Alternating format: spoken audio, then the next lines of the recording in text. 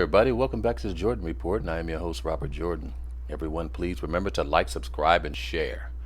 All right, guys, let's go to the Intercept, where they leaked this audio tape of Biden talking to the civil rights leaders, Al Sharpton and so forth. And he's talking about, the first part of it is he's talking about the racial demographics of the country. And the reason why he's free to talk like this in front of these black Democrats is because they are a part of this globalist scheme to change the racial demographics of the country. It's a racist scheme. I think it's genocidal in nature. But this is what they're trying to do. I'm going to show you about a minute of this clip, or play a minute of it since it's audio, and then I'm going to show you a couple of articles about what it is they're actually talking about. Welcome to Deconstructed. I'm Ryan Grimm. We ready to go? Hello. On Tuesday, Joe Biden and Kamala Harris held a private Zoom call with a small group of civil rights leaders from across the country. This is a completely closed call, so just want to remind you of that. There's no recording. Clearly, somebody did record, and now I have a copy of it, and now you're listening to it. Present for the Zoom was Derek Johnson, president of the NAACP, Vanita Gupta, a former ACLU attorney who was Obama's Civil Rights Division head, the Reverend Al Sharpton, Sherilyn Ifill, Melanie Campbell, who is the president of the National Coalition on Black Civic Participation, and soon-to-be former Congressman Cedric Richmond, who Biden has named an assistant to the president.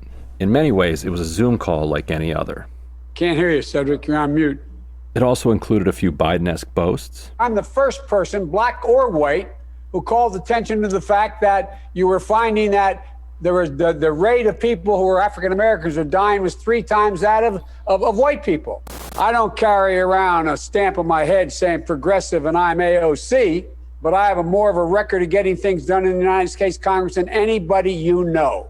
Anybody you know. Some Biden cringe.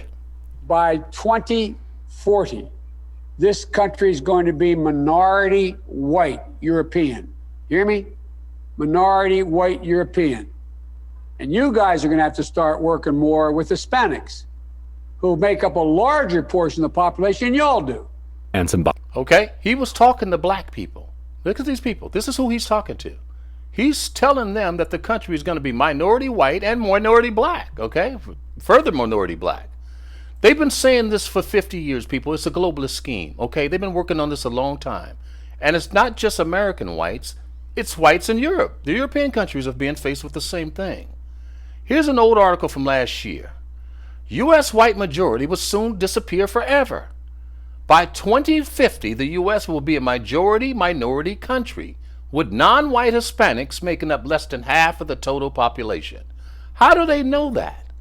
There's nothing organic or inevitable about this other than leaving your border open and letting these people come into your country. That's the only way you can change a country's population. Here's what happened in Britain when they did the same thing. British white people set to become a minority in Birmingham, says a report. Report also says nearly 50,000 residents in the city cannot speak English. What did they do? They allowed all these people into their country, and now they are faced with being the minority. British white people will soon become the minority in Birmingham, while nearly 50,000 residents in the city cannot speak English.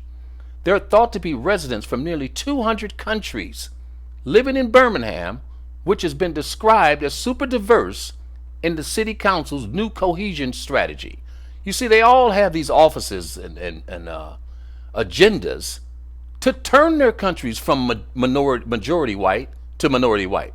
They're actually doing this, people, on purpose, okay? It's a globalist scheme. The same thing happened in Sweden, okay? They don't have a non-white country that borders them. Where are all these people coming from? Somalia? You know how far Somalia is from Sweden? Okay, that's who's in there. Sweden goes from most racially homogeneous to most heterogeneous in record time. While Sweden's population remained almost exclusively Swedish for most of the 20th century, the share of immigrants and their descendants have quickly soared to about a third of roughly 10 million people. A third of their population, people. Now, I'm going to show you a quick clip of 12 years ago. 12 years ago, they were telling white people this. And white people, let me say it again.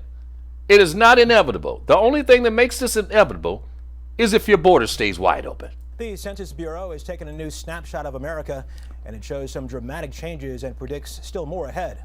For one thing, the new report says more than 4 out of 10 Americans under the age of 20 belong to racial or ethnic minorities.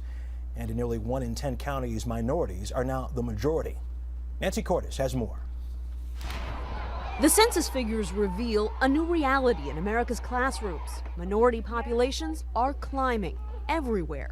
The white population, I wouldn't say is fading into the background, but it is becoming the older, less fertile part of the population. When demographer William Fry crunched the data, he found huge jumps in the Hispanic population, far from the traditional melting pots. Up 21% in St. Joseph, Missouri, up 17% in Scranton, Pennsylvania, and 15% in Pascagoula, Mississippi, all in just 1 year's time.